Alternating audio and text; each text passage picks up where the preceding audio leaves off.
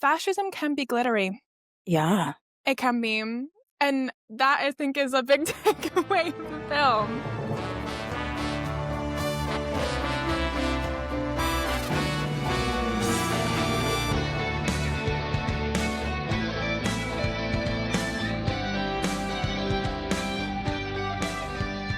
Hello, everybody, and welcome back to our first episode of the new season of Pause Podcast, a film podcast where two gals who love film try to yap their way into becoming indie darlings. I am Danny. And I am Kara. And Girlinas, welcome back to season 2. Woo, woo, woo, woo, woo, woo, woo. We missed you. We did. We did. Who would have thunk we would be here together? Some could say for good. And we will all be changed after this episode. Right. And if you could not gather, today's episode is about the, dare I say, one of the most highly anticipated films of the year, Wicked for Good. Wicked for Good. And then for everyone, we're going to take it back to the roots. 1939, The Wizard of Oz. Which is actually great to watch these in tandem, the part 2 and The Wizard of Oz. Those who know. But before we get there, so excited to be back. We have spent the last month toiling away, planning a really exciting season that we just can't wait to share with you all. So thank you for being here. And Danny, how are you feeling today before we jump in to the magic? I'm feeling good. As you said, we have a really stellar, really exciting season planned for you guys. We have some guests that are going to be coming in. We're doing some director focuses. It is, dare I say, a fantastic lineup. We have a really good season. Kind of stacked. And yeah, I know. I'm really excited. Last season was great, and I'm just excited to get the ball rolling this season and to continue being in community with our girlinas. And yeah.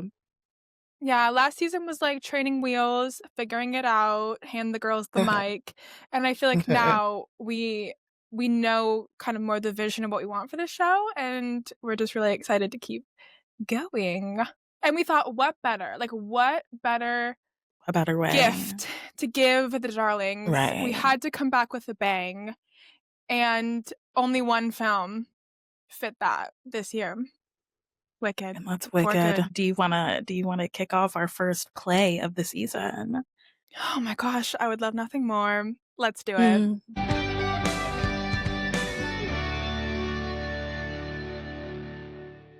So, okay, contextually, where do we leave off with Wicked Part 1? Elphaba has come into her power. She's realized that the wizard is a fraud. And she and Glinda have to go their separate ways because Glinda's choosing the path of least resistance. She thinks that she can work with the wizard and Madame Morrible. And dare I say she's a little scared. It's okay. She's a little scared. She hasn't come into her power yet. But she doesn't want to hold Elphaba back. Elphaba goes, I'm going to go save the animals. I'm going to expose the brewing fascism of this nation. Yeah. Because, and this is my first thought with Wicked for Good, fascism can be glittery. Yeah. It can be. And that, I think, is a big takeaway of the film. For dare I say, the elites. Dare I say it. Dare I say the elites are often sparkly. And that is the danger. But a heroine can use those sparkles to her advantage. Which leads me into also fresh. Watch this film this morning. This never happens to me, guys. You know I'm a marinator, but the schedule is what it is. Yeah. So it's forcing me to have opinions. And one of my first reactions was the character development they did with Glinda. I would argue that if Wicked Part 1 was Elphaba's film, I think Wicked for Good is Glinda's film. Yeah, I would agree. I think they did an amazing job of expanding her character. And I think it's a combination of the creative team, but also Ariana Mm, Grande is a performer. I think she just like loves this musical and loves the character so much that a lot of her subtle emotional beats and micro expressions were really powerful. Two of my favorite scenes, speaking of Glinda's journey, was the scene where after R.I.P. Nessa, house falls on her, and Fiera comes in to save Elphaba because the guards have come to take her, mhm, and he turns the gun on Glinda, and so much emotion on her face, and Elphaba leaves. And in the musical, it's more like Elphaba screaming Fiera's name, and then we go straight into No Good Deed. right.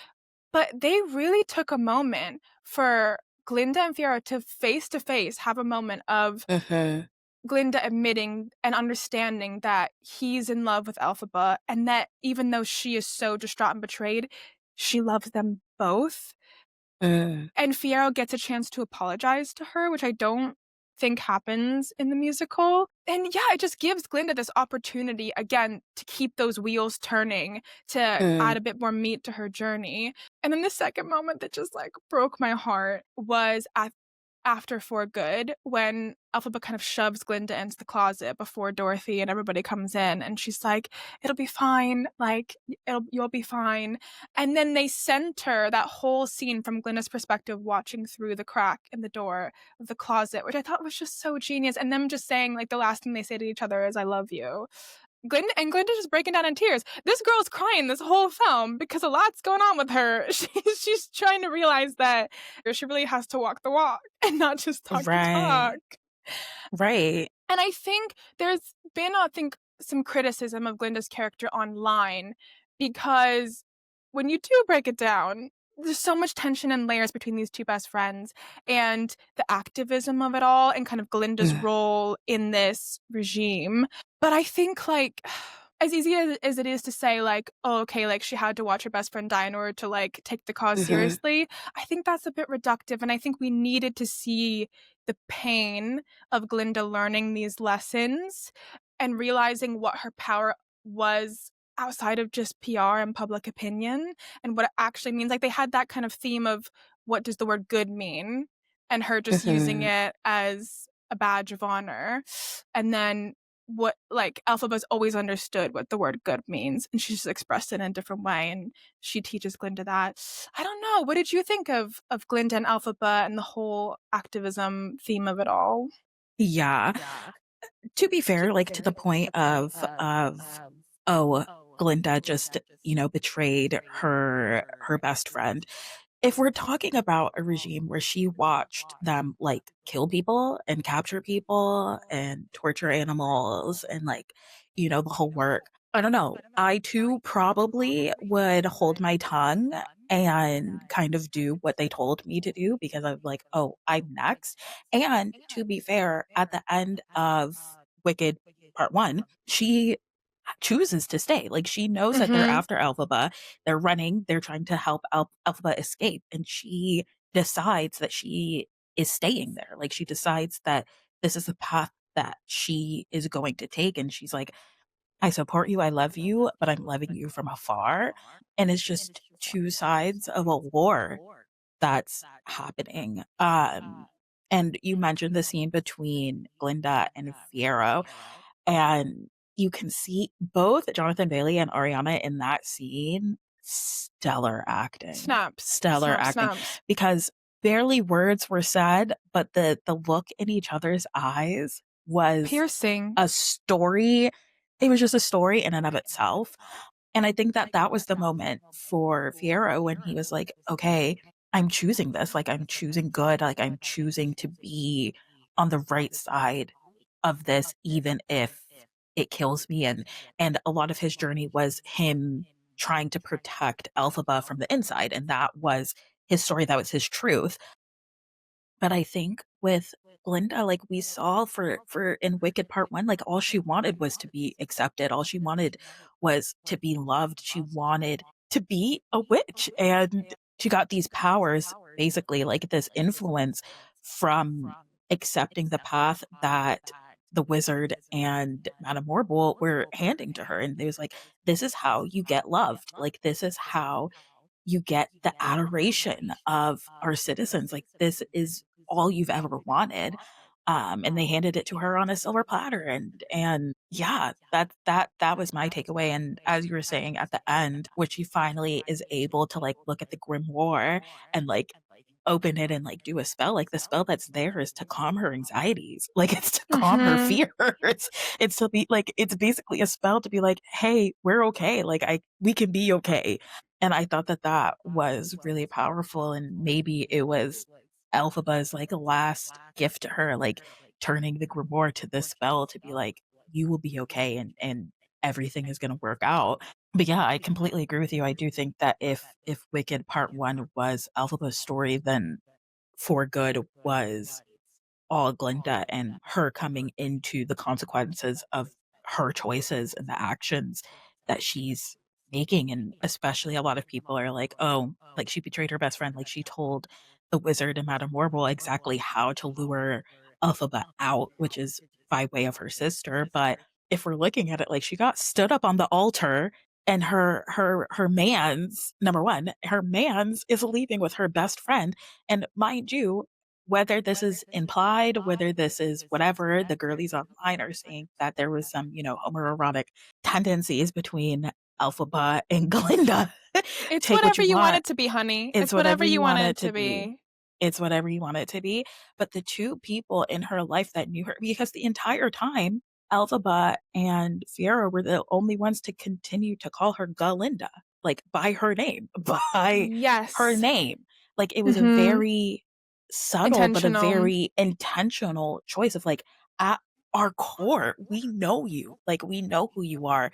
We know what you're capable of, and we know the real you. We know you before they got to you. Like we know who you are at your core, and Mhm. we believe that you can still be that person. And I think that they were her only true reminder of who she was before the manipulation, before Mhm. she was kind of turned into this puppet. And it's like, you are still in there. And it's just up to you to get back to that, or to become your own person again. Exactly. And I think, it's so there's so many layers to it as well, like, even little things like you were Yeah. saying, like, them calling her Galinda, and also the rainbows. Like, there's the Yeah. flashback scene to her as a child at a birthday party, and she gets a wand, but she can't use it, and she has love and adoration, but she wants true power, and she doesn't really know what Mhm. that means. And, there's a rainbow outside, and the kids are like, "Oh, you conjured it," and she just goes along with it. And the scene you referenced, the very last shot of the film, when she has the grimoire and she's out on her own, there's a rainbow in the distance. And I think it's so powerful. It can be interpreted many ways, but I just thought, like, one, it's kind of alphabet signaling to her, like, you're okay, you can do this without Yeah. me. But also, like, Mhm. what is having true power, and where does that line fall between Mm. the power that you have within yourself, but also the power that you wield through the naming of things and Mm. what is believed. There's a huge theme of truth, and you know uh, because this part of the film kind of gives you behind the scenes of the Wizard of Oz and Dorothy and Mhm. the Scarecrow, Tin Man line, and Jeff Goldblum has a great number where he's just charming and being Jeff Goldblum, and he talks about truth is not fact, it's what is believed. And even the original film, which we'll get to in the rewind, so much of that is about like perspective and how you name things. And so calling her Galinda, showing her that, she spends most of the film being ruled by public opinion that she thinks Mm. she's controlling, but she's not.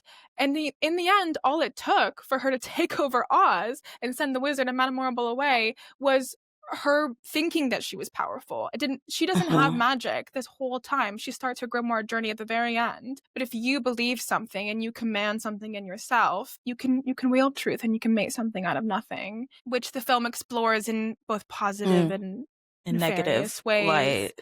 I do agree. What I will say is I do think that the politics were kind of dimmed in this film. Like it felt like more of a afterthought or like a plot device than like an actual statement. And I feel like it was more prominent and, like, in your face in the first film. Did you get that or Yeah, and I think let's get into the act 2-itis of it all because Right. I loved both films. I had an Mhm. amazing time watching both films, Mhm. but act 2-itis will come and get us all because I do think that a lot of Broadway musicals are designed to give you all the goods pretty much up front. Like, act 1 is Right. normally double the time, if not longer than that, of act 2.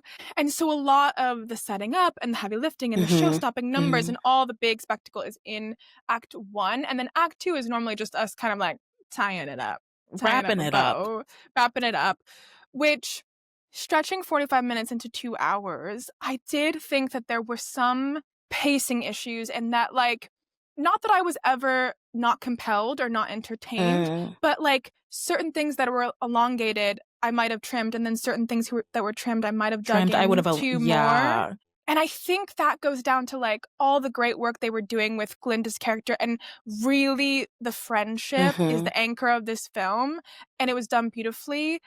I don't know if that was balanced as well with the politics, and I think it was, like, allegory, thematic, this is fascism and prejudice, but we're not really gonna dig into the details, like, even in the end when Glinda's actually kind of taking things in control and they let all the animals back in, and it's kind of Mhm. implied that, like, they're, like, back into life again and they're getting their voices back and speaking, but, like, the nuts and bolts of it aren't there, and I don't know if that's because we're like, again, fascism, but make it glittery, like, this is Wicked, and, like, Right. this is kind of straddling being a children's film, so, like, how far do we go? Mhm. But I know what you mean that I was left a little bit hungry in certain moments on that. Yeah, I don't know if it's just a balancing of tone or, like, giving time. Yeah, and I know that we were, like, coming back to it, it's like Elphaba was the focus mainly of last film, and then is Glinda, and, like, Elphaba was a heavy activist, so, like, we saw more of her activism and the politics and all of that, whereas, like, now we're maybe not so much, I don't know, I felt like it was lacking a little bit, and as you were saying, yeah, I feel like there was definitely things that they explored and dove deeper into this film that I personally would have trimmed, and again, like, they did have to stretch the 2nd act, but I would have liked to see a bit more of the politics of it all kind of come to light and delve a little deeper into that because that's the focus and the point of the entire like, Mhm. why are we here? Why are we here? It's because we're in a fascist regime and we're in an authoritarian regime and we're trying to overthrow that, and that is the crux of it all, and yes, we have the glitz and the glam and the costumes and all of that, but at its heart, like, this is a political film, you Mhm. It know? is. Yeah, I just feel like it was just a little bit lacking.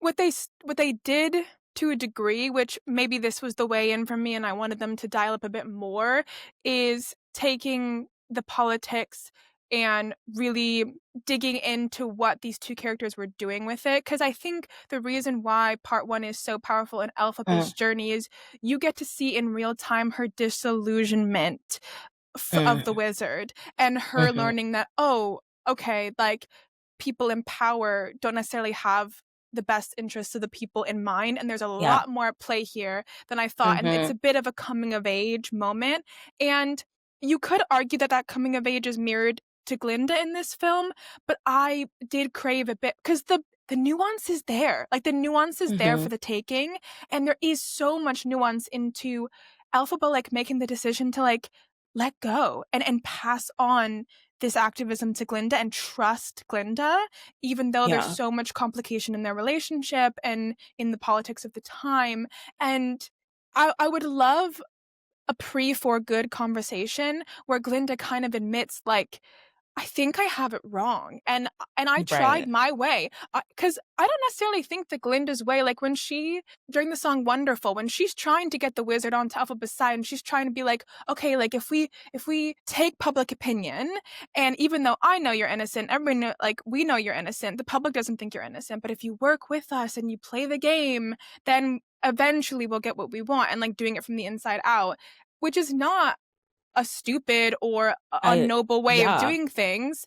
But if there was a conversation of like her being like, Why couldn't that work?" And then Elphaba's like, "But you didn't see your castle was keeping animals in cages, and like Mhm. the regime that you wanted to work with is unworkable." Like, if there was a little bit more sprinkled into that conversation of them saying, "We had 2 different ways of thinking, and neither of them are working. Let's try something new. I'm gonna pass this on to you." But it was almost like we had to fill in those blanks, and it was just symbolically, "I'm gonna hand this to you." Do you know what I mean? Yeah, and what you were saying about the song of like, "Oh, we can like, if you work with us, like, we can do this together." It was almost like a have your cake and eat it too moment because it was almost Mhm. like Glinda didn't wanna give up what she had, but wanted Yes. she wanted Elphaba to be there with her, and she was like, this is my chance, like, this is my opportunity where I can have the best of both worlds, like, we can appear to be doing good, or we can be doing good, but I can have my best friend back, like like Yeah, and the film, I guess see, every time you say something, it unlocks something in my brain because you're so smart.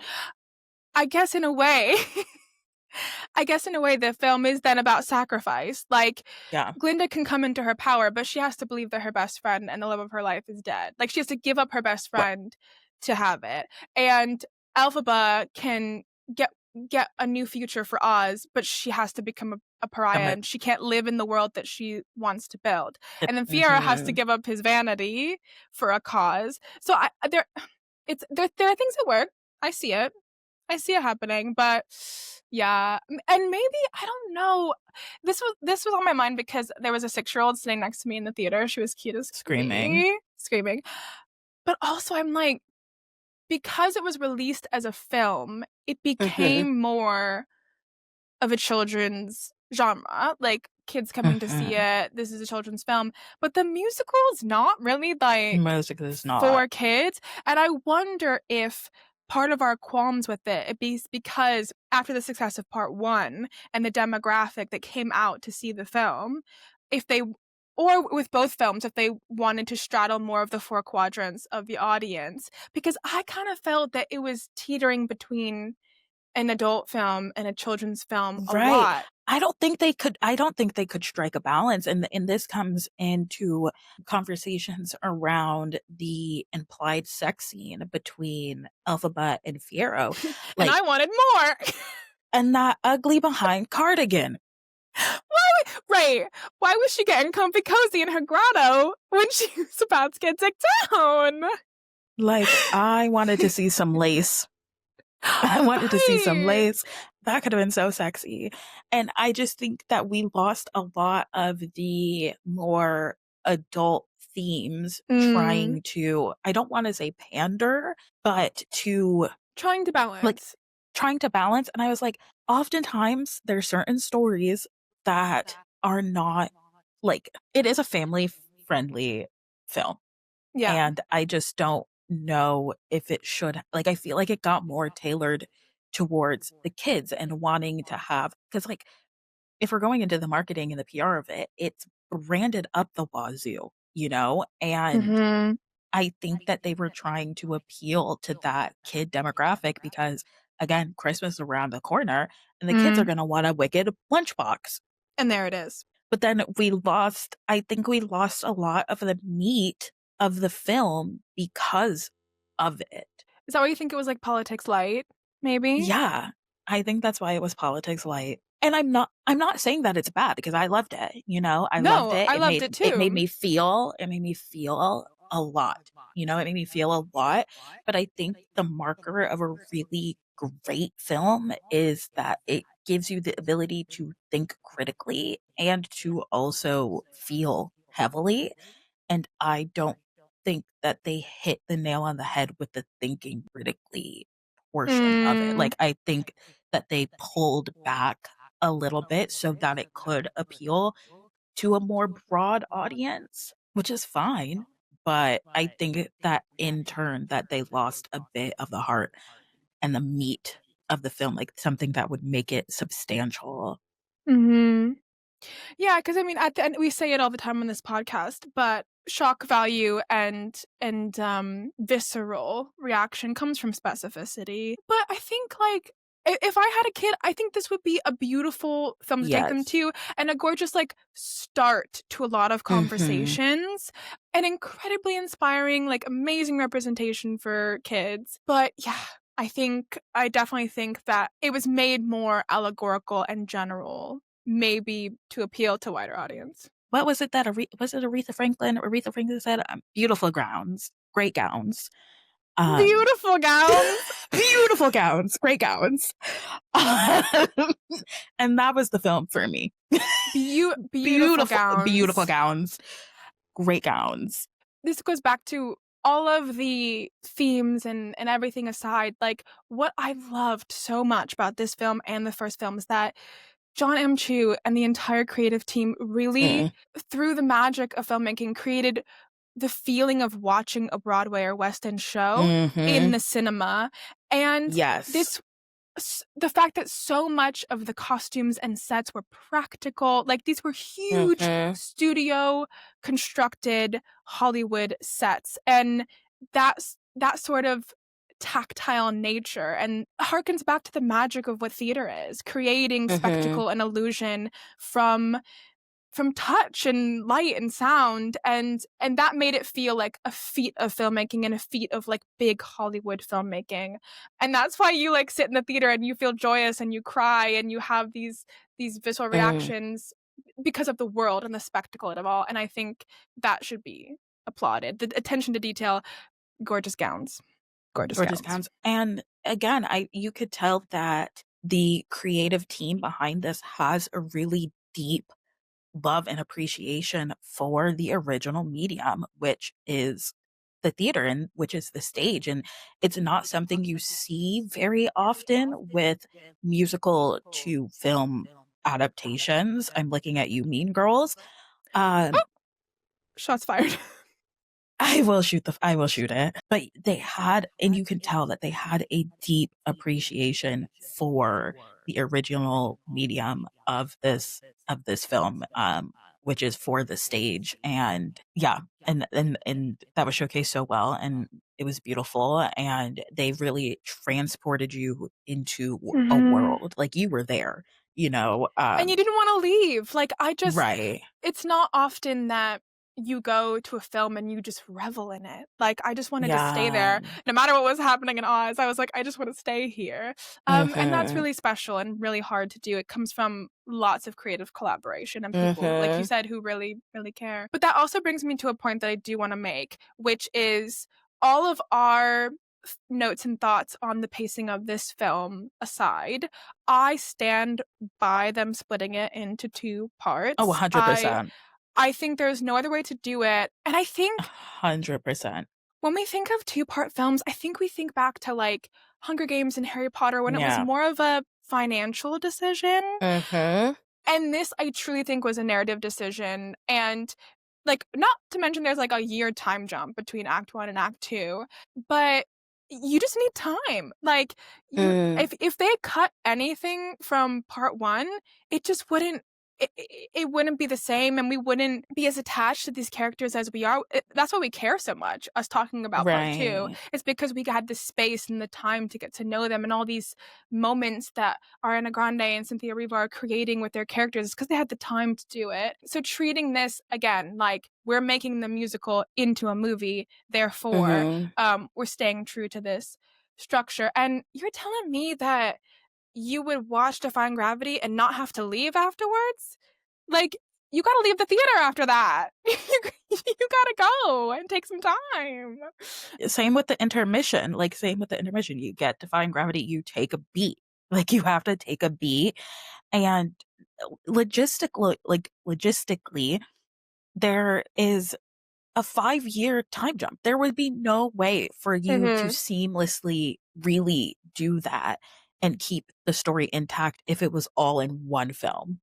Because I think the important thing about Act 2 specifically in this story is that these characters are coming to you from completely different places than Act Mhm. 1, and although they're companion pieces and they need to be, yeah, you have to have that little bit of separation so that you as an Mhm. audience know, like, I'm kind of meeting these people again for the first time. Yeah. And just, like, be true to the theater, okay? Be true. Right. And all in all, I still, like, I have my criticisms, still loved the film. We are most critical of the things that we We love. love. Right. But before we move on, I do have to say, let's talk about the press tours, because I feel like everybody Screaming. was like, no press tour will top the part 1 press tour. Cynthia and Ari were crying. We had Holding Space for Defying Gravity. We had some ups, we had some downs. But you know who really said, oh, don't worry, this press tour will be just as viral? Tell me. Miss Michelle. Miss Michelle, because Madame Marble, flip it around, Wicked Witch. She said, I am keeping Wicked in the TikTok sphere. The memes are in your mouth. And she put them there. That has been me and Rachel's vocal stem for, like, since it's come out. And it's been everyone's. Because she's a genius. I love it. Wicked Witch. Oh my God, what's his name? Milo Mayhem? I can never pronounce his last name. He's a Disney star. Do you not know him? Describe his... Milo Mayhem. He was he in? What's his face look like? He was in Zombies most recently. The Zombies movie. Yeah. Got it. Got it. Yep. Thank you. I just needed a little bit. I needed a bridge, and now I'm there. The people say that he was robbed on his Dancing with the Stars era. Speaking of, congrats to Robert Irwin for winning, because he deserved it. Anyways, moving on. Now 2 siblings having won, right? Now 2 siblings, 10 years apart, 2015 and then 2025. The power of the I love it. They have Wicked. It comes full circle. They have the power of the animals. They have the power of the animals. But Milo, his initials are MM, and so he did a TikTok. He was like, Wicked Witch. And oh my God, it killed me. I love him. It killed me. So Milo, keep doing your thing, buddy. That was hilarious. And thank you to the Queen, Michelle Yeoh, for providing us with that. For providing us with that, because it's really, it's been an earworm in my brain, and I'm loving every second of it. With that, let us rewind to the OG Wizard of Oz.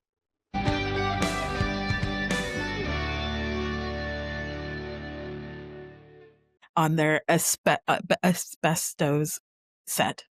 Okay, let's not to jump right in, but my first bullet point in my notes is such a beautiful film for having been filmed in such a horrific way. Carnage. Like the amount of people that suffered lasting bodily injuries from this film. Freaking insane. Please don't paint people with aluminum. For the love of everything. They were like, we are getting this film beautifully made, whether it kills you or not. Snowing asbestos. I also read that, the Scarecrow, because of the prosthetics they used on him, he had scars on his face for, over a year after filming. I believe it. Not to mention the first guy that got to play the Tin Man got poisoned so bad by the toxicity of the paint that he was out and somebody else had to jump in and be like, okay, I can take it. I'll do it. It's like, okay, tap in, tap out. That's insane. Craziness. I will say that I forgot that the beginning of the film is in black and white. That's on me. I hadn't watched it since I was a tot. That Technicolor transition is gorgina. It's iconic, and it makes so much sense. Because not Dorothy is getting transported into this new magical realm, and it's such a beautiful and brilliant display of storytelling and transportation. It's like they shot you into the world that they were trying to create with this magical, glitzy, bubbly world. And I was like, I loved it. I thought it was beautiful. I thought it was magical. It's gorgeous. And fun fact, for some reason I thought this was one of the first films to use Technicolor. Myth busting, that is false. But I do think it's one of the films that shocked the world and popularized this specific type. But the fact that that's why they made the slippers red. They're silver. originally, and they said, "We gotta bump up the color, make them red." I did not know that, wow. That's why there's silver in Wicked. But it's crazy that, like, one studio exec's decision to change the color of the shoes because he's like, "Oh, I wanna bump up the Technicolor," has created, like, such an iconic image in Mhm, all of our minds of who Dorothy is. But yeah, gorgeous and so imaginative. I think mhm. you can and it's was fun to see the homages in Wicked and just, these iconic shots in this sweeping world. It was really interesting seeing exactly how the manipulation of the wizard, like, translates to the citizens, Yes. because it's like we had that connection to Elphaba. We knew that, like, she was good and he was evil, but, like, watching this as like, if I was trying to, like, completely erase my mind of Wicked and just watching this, I'm like, "Yeah, the girlies were sold. The girlies were manipulated, the girlies were sold." And it's like, "Yeah, she's Mhm. wicked. Of course she's wicked."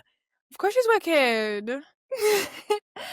Yeah, going off of that, I was really struck by, like, the scene where the wizard gives them all their gifts at the end, and it's just like, things have power because you give it to them. Like, he was handing them pieces of paper and pieces of plastic and being like, "You have a brain, you have a heart, you have courage, like, done, done, Mhm. done." And I think in a more innocent light, that was probably the theme of that was like, "Oh, believe in yourself. Yourself. Like, you're the only one in your way, da da da." But then, like, in the context of Wicked, I'm like, "Propaganda!" And, I was like, that's propaganda at its core." It's like, we're seeing this and it's like, yeah, he's giving them a piece of paper because he has no power. Like, of course he's Mhm, giving them a piece of paper. He can't do anything else for them, and you're just eating it up. But again, behind the if we're going into the politics of it all, like, behind the masks of the heavily elite and how they rule over, like, the working class, yeah, they're going to, like, placate their citizens with things that appear to be really good for them, but behind it is nothing substantial. mhm. And that reminds me of one of the gorgeous moments in Wicked for Good, where Elphaba's like, "Promise me you won't clear my name. Like, promise me you will just start your rulership and you will change things for good, but you don't clear my name." And Glinda's like, "Why? Why?" And she's like, "Because they need someone to be wicked, to start Mhm, anew. They need an evil to exist so that that evil can be defeated and we can move on." And it just really speaks to Elphaba's heart and her vision that people need to believe in something, whether it's true or not, and they need somebody to be wicked. they need a villain. They need a villain. And yeah, so it was fun to watch The Wizard of Oz in that context. And it's fun to watch films that have huge cultural impact, but The Wizard of Oz was kind of a box office flop when it first came out. It, like, Yeah, barely broke even from the cost of making it, and it wasn't until I believe it was broadcast on TV during the 50s, because it came out in 1939, that it actually kind of swept people's attention and became the iconic film that it is, which is just it's so funny to think because it's such in our zeitgeist now, and you have things like Wicked that are made inspired by this film. So, yeah, a story with so much potential and so much room mhm. to grow. But don't poison them, okay? I mean, Quit you it. know, they And had stop to make a slapping do. people. Judy was Oh, getting slapped on that set. Let's stop. She has too the ab precious of cheeks for you to slap them. the Okay? abuse is inexcusable. However, uh, they had to work with what they had to work Mhm. with the paint and the snow and the Mhm. sorts. So, Yeah. And Judy is such a star, and, like, the tragedy of her life aside, having this time capsule and this captured on film of her singing and doing what she loves and mm, just being captured in such a beautiful light is gorgeous. That's film history, and it yeah. should be treasured. She So That film redefined culture, like, she redefined a sector of filmmaking, mhm, and that is forever encapsulated and still important today, and so it's a legacy, and that's something that they can't take away from her, and something that they didn't mhm. know that they they were giving to her at that point, something that she took for herself. And yeah, Mhm. it's beautiful. Oh my gosh, what a journey. What a journey, what a time. And with that, shall we shall we press forward with our fast forward and look towards the holiday season? Let's do it.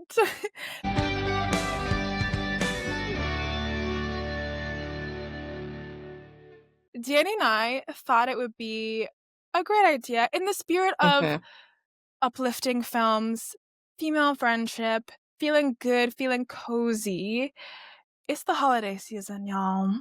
So we're giving you our holiday film list up front so you can spend the rest of December having a great time watching some cozy, lovely films. These are the films that we're looking forward to watching and rewatching this mhm. holiday season. So, Danny, do you want to kick us off? What is your first pick of your anticipated holiday watches? Okay. Starting off You know strong. this about me. You know this about me, and Mm. some might call me insane, some might call me brave. Um, but you know that I start my Halloween and my Christmas season with the Oh dear. exact same film, and it's a tradition, and we are in the business of tradition. We talked about it last season, we'll talk about it again. You have to build tradition for yourself so that you can live a cozy and happy life, and my tradition is that I start every Christmas season with The Nightmare Before Christmas. Listen, It's synonymous with listen, you as a being. Like it is. it's a cornerstone of your personality. Kidnap Mr. Santa Claus? Yes. The music, the vibes, the aesthetic, Jack Skellington, the wonder, the whimsy. What do you say to the people that debate whether it's a Halloween or Christmas film? ¿Por qué no los dos? And why can't it be both? Why why pit 2 bad bitches against each other? You know, it can be a Christmas and a Halloween film as it is for me, and Period. that's my take on it. That's my take on it. Watch it in whatever season feels right for your heart as long as you watch it. That's my first And there pick. you Kara, go. what's your first pick? My first pick is one that I only discovered in recent years, which is Kooky Crazy because it is a lot of people's favorite Christmas film and it's an oldie but a goodie. Speaking of watching musicals and feeling uplifted during the holidays, my first pick is White Christmas. I mean, what's Yeah. not to love? You have the soothing sounds of Bing Crosby, and then you have George Clooney's auntie smashing it. The musical numbers are amazing. The cozy holiday vibes are there. Has a little bit of like it's a holiday like Hollywood romp and it doesn't really make Mm, sense, but like we're here, we're along for the ride. And I love watching older Hollywood films around the holidays because mm. it just feels cozy. Amazing. My second pick makes more sense. Mm. My second pick makes more sense. And it is The Holdovers. Yes. I was gonna put this on my list, but I was like, I know she's gonna come through. I love The Holdovers. If you don't know what The Holdovers is, it is this film that takes place at a boarding school, and there is a group of students that are left at the school over the holidays because their parents, for some reason, can't pick them up or they can't go home or whatever. And then it kind of turns into like minor spoiler. One student gets left behind with a teacher and the chef of the school. And it's just so beautifully heartbreaking. Like So it's a gorgeous. it's a story of, like, loneliness, but also found family and reclaiming joy and finding new purpose, and it's devastating, but it's inspiring, and it puts you back together, and no, I love it. I think that it came out, like, a couple years ago, but it has solidified itself as a new classic for me. Yeah, I wholeheartedly endorse your recommendation of The Holdovers because Christmas movies can be sad Yeah. because lots of like the holidays are a time of great joy, but also it's a time of like great reflection. Mm. And I think this film was just a gorgeous film about lonely and unhappy people finding each other, and just that togetherness, though it didn't necessarily solve any of their problems, and the film has quite, like, a subdued ending. Mm, They had a brief moment of just not being alone, and yeah. that's kind of just powerful in and of itself, and what you want on the holidays is just to be seen. Yeah, it's a story about connection, and, like, the holidays is about being connected and being in community with people who love you and realizing that you can get through it, and it's a restoration of hope and, a newfound lease on life, I guess. Mhm. Yeah. Yeah, and kind of like a more positive spin on Misery Loves Company, especially the young, like, boy's character. Seeing other people going through it, like, though it doesn't solve his problems, it gives him the perspective to know, like, "Oh, okay, like, shit happens to everybody," and, Right. like, that doesn't like, we're not comparing, and that doesn't devalue, like, my struggles, but all I needed was just to know that, like, someone else is going through it too. Um, Absolutely. And a quick note yeah. on the actor that plays our main character, Dominic Sessa.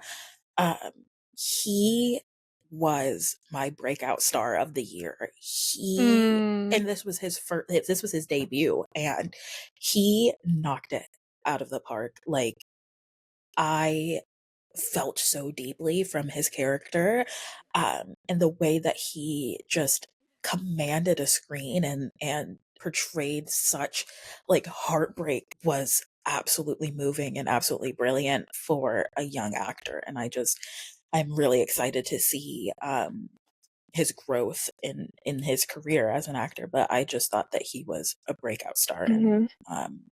he he graces my screen every holiday now, so Care Bear, what's your next pick? My next one, I gotta give it to my girl, Greta Gerwig. Little Women. I rewatch Greta Gerwig's adaptation of Little Women every year since it came out around the holidays because women. What? Women! And I specifically remember going to see this film in our, like, dingy college town cinema with you and Austin, and to weep with your best friends is a high that is unmatched. Mhm. It was just great, and it's just a gorgeous story. It's a gorgeous story about, yeah, young women and women of all ages, and I think what Greta did with it, which struck people so much, is Mm. the expansion of the nuance between the sisters. What she Mm. did for Amy made her a star. There's lots of holiday vibes, the snow, the warm colors, and it's an ode to childhood. I think the film so beautifully depicts the grief you feel when you come of age and how the innocence of childhood and the imagination of childhood is something to be cherished, and you can kind of take it into your adulthood like a memory, but you'll never relive it again, and that sadness is kind of delicious.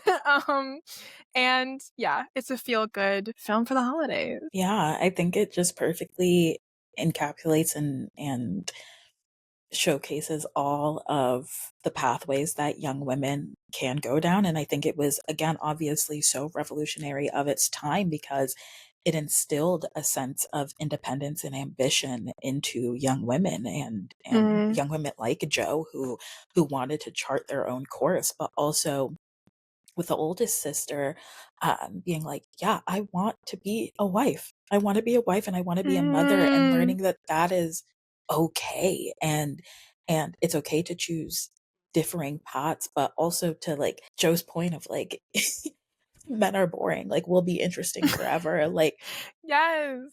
she wanted that life, and even if it's not big and bold, it's what she wanted and what was going to bring her joy, and it's just the right to choose, like, it's the right to make that decision for yourself, and I think that's a lot of what this film was, women actively deciding what they wanted their lives to look like and what was going to Mhm. bring them joy and satisfaction, and yeah, I love it. Love the film. Yeah, she has that.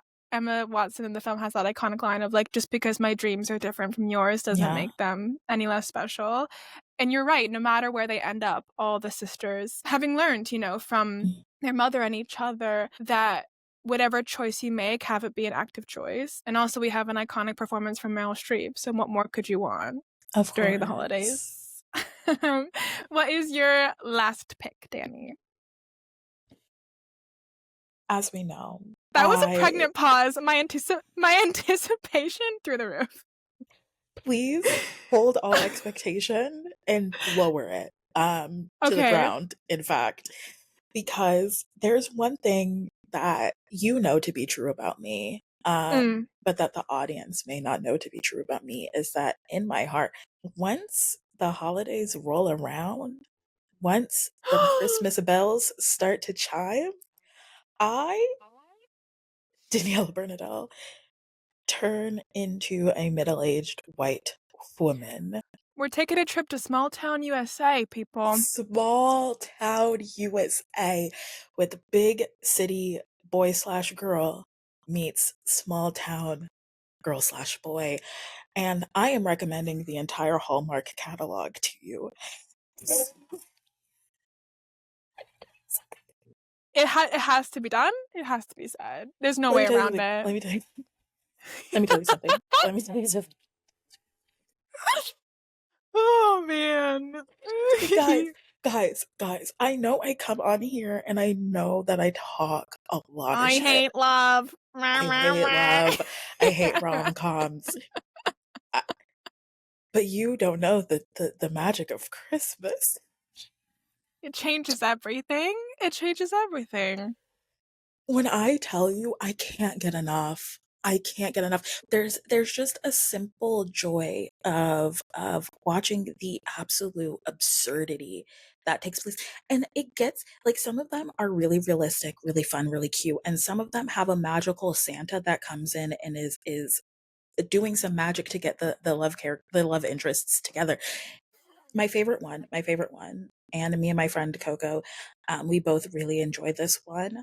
It's it's three men and a baby, Mm-hmm. and it's just, guys, it's fun. If you just let yourself summon the energy of a middle-aged white woman who got off of her long job, or is exhausted from a day of being a stay-at-home mom, or whatever life path she has decided for herself, sits down on her couch and is like, I want something mind numbing. I want something that is just delicious. I want something that I don't have to think, I just want to feel. Okay. Kick She up your turns, feet. kick up your feet, pour you a glass of wine.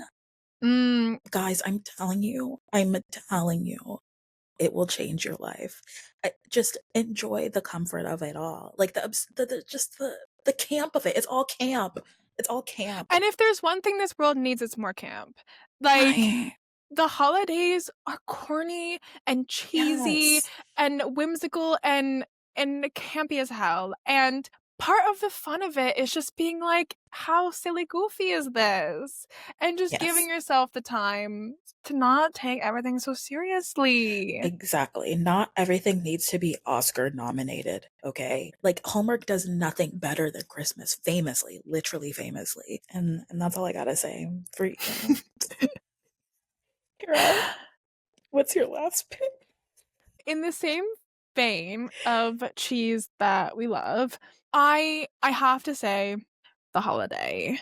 I grew up watching it, and some may go to war being like, Love Actually, The Holiday, Love Actually, The Holiday. Listen, I Listening. didn't grow up watching Love Actually. It has British humor, it has charm, different strokes for different folks.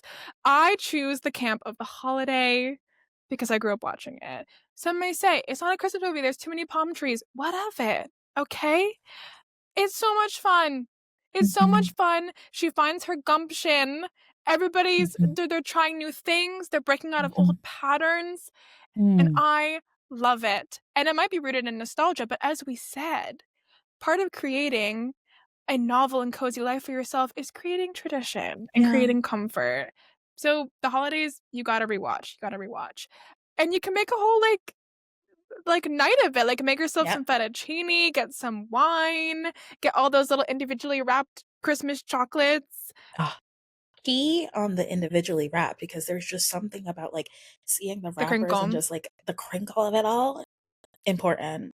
And they're pretty and sparkly, and they'll litter across your space, and it's part of it. It's just part of it. Yeah. I love this film, and I think, like, watching it as you grow up, there are some great themes in there. You know, Jasper, he was really gaslighting all of us, Mm, including Iris, and mhm. having the courage to take a chance on yourself and break out of old patterns, like, that's really hard to do. It's just 2 women in their, like, late 30s, early 40s, like, just having a ball, and choosing a life for themselves. So also Jack Black in the film is, like, everything to me. I love Jack Black so much. School of Rock is one of my favorite films of all time, so much so that Danny knows that I will speak the whole film and annoy everyone in the room. So it has a special place in my heart, and yeah, Yeah. it's comfy, cozy, and cheesy, and lovely. And you know what? I think that there's something so beautiful because a lot of rom-coms, as we know, focus on people in their, like, 20s, like, early 20s, we're starting our lives. Mhm. But this one, we're like, we're established, we're career women, like, we're in our 30s, we're in our 40s, and love knows no age, you know? You can start again, and I think that Mm. love no right, you can start again, and I think that that's what this film shows, like, you can start over at any point in your life because it's your Mhm. life, you know? You can choose this for yourself, and I think that's something to take into consideration, especially as a young like, a mid to late 20-year-old because it's like, there's so many times where I'm like, "Okay, well, I've gotten myself into this pigeonhole and I have to stick with it for the rest of my life, like, I've made this decision and now it's mine for the rest of my life," but, like, films like this are like, "No, like, you can take a chance on yourself at any point and you can shift the rest of your life, and I really love that. So, yeah. Holidays. Yeah, holidays, your happiest days could be ahead of you. Right. What did I just do there? The best is yet to come. The best What is yet pe to come, and you wanna feel like that, like, heading into a new year, finishing out the old year. It doesn't matter what you, quote, unquote, "accomplished" in the year. Are you Yeah. happy, and are you continuing to walk towards that happiness? And that's kind of a through line in all of these recommendations. So, Yeah. get cozy, get comfy, and seek some damn joy. Seek joy, seek whimsy, seek wonder, seek camp. Because this year has been rough, okay? We need some joy. Um, that was gorgeous. But, yeah, and please tell us what your favorite holiday films are. What Yeah. are the films that you watch every year? What are some modern classics that you've discovered? We really want to know. If you're fighting hard for Love Actually, please tell me. Please convince me. I'd love to be convinced. And we will post our holiday pics on our Instagram so you can battle it out in the comments. And we can't wait to hear from you. Of course. And this is a nice little ease into the end of our episode, which Mm. I've thoroughly enjoyed. I just want to say I'm so happy to be back. I'm so happy to be back with you guys. I'm so happy to be back with you, Kara. Discussing film and forming community. And I do think that this episode has really been a community centered up, and I just love it. And with that, Care Bear, I must ask, I'm dying to know, in fact, what gave you pause this week?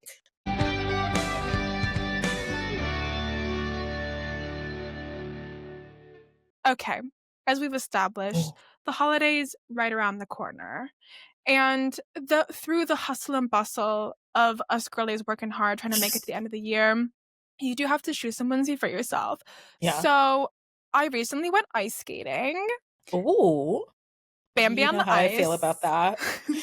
Danny, yeah, Danny's a wall hugger, but you know what?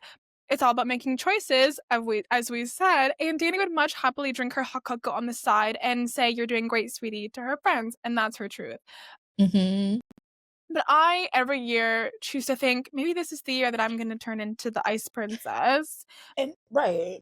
and twirl around. But no, I went with 2 of my girlinas to ice skate, and so my friend booked the tickets, and we were trying to avoid like the busiest times. We booked the skate Right. late, which was like 8:30 slot on a Friday. And we were like, okay, like the kids might not be out, the after work crowd might be commuting on their way home, like great slot. Um what I didn't expect was Skately to basically be a rave on the ice. Um, so what gave me pause was the juxtaposition between there being a live DJ spinning these beats, and I'm looking at a beautiful Christmas tree, and auditorially what's happening is the I'm dualite. screaming. The dualite. Really threw me for a loop, and like I started to get dizzy. I was like, is it the mulled wine? Is it the fact that I'm just skating in a circle? Is it the fact that they're dropping these beats at this Christmas ice skating rink? Right. Would I have preferred maybe a little bit of a Jingle Bell Rock? Sure, Sure.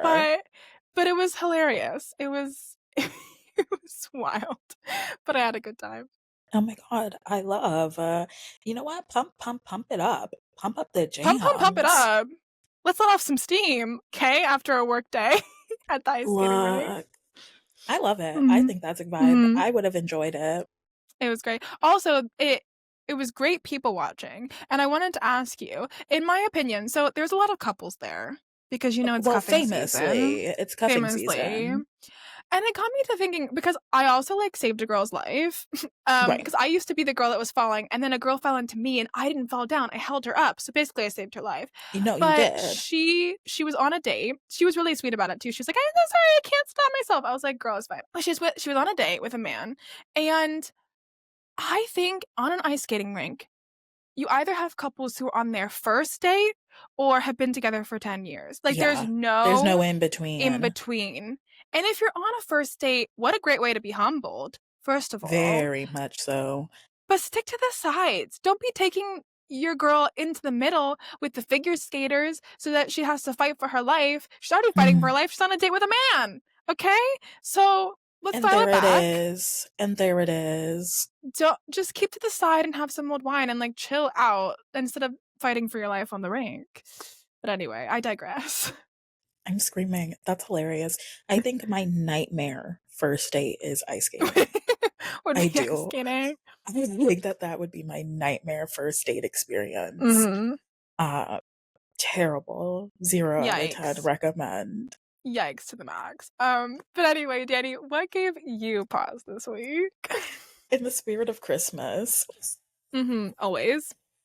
we're back to Hallmark. Because if you are like me and you like a reality television show, oh, Mm. bet your bottom dollar Hallmark has that for you too. And What? oh yeah. Oh yeah, Hallmark has a reality television show that they do every Christmas. And get this, it's called Finding Mr. Christmas. Yeah, it's like The Bachelor, What? but yes, it's like The Bachelor. It's literally like The Bachelor, but they are picking a new lead for a Hallmark Christmas movie. It's like American Idol and The Bachelor in one. How have And I never heard of well, this? it's only 2 seasons. It's only this is the second season. Okay. This Whew, is the second okay. season. And yeah, and I've just been thoroughly enjoying it. I love seeing hot men act and low key make fools of themselves because they have like these quirky little things that they have to do. Because they have like acting portions where you have to prove that you're a good actor, but they also have silly, goofy things as well, where like on the first episode, they had to like create a new type of Santa Claus, and like one of them was like a Santa Claus for dogs, and like they had to like pitch their idea for a new Santa Claus. Love it. And so I'm I'm just like, obsessed. I'm obsessed. I'm obsessed and I love it. And now I'm like, okay, who's gonna be my new Mr. Christmas? Like who am I gonna watch on the big screen TV? In their first Hallmark movie. And they like make a whole big to do about the premiere of whatever film that like our new lead is in. And it's fun. It's fun. I'm just like, and I've been watching it weekly. Oh my God, I love it. And Wait, can I ask a question about the programming of it all? yeah. So, do they like make it so that this is all pre-filmed so that, like, in the finale, you then can watch the film that this man Yes. is gonna be in. Yeah. So smart. So smart. Yeah. So smart. Yeah. And look, I'm happy. I'm happy. I'm having a great time. I'm watching it every single Monday when it comes on at 8 p.m. and I'm just living for it. I'm living for it. Damn, I need a VPN. I need to get on there. You need to get onto the vibes.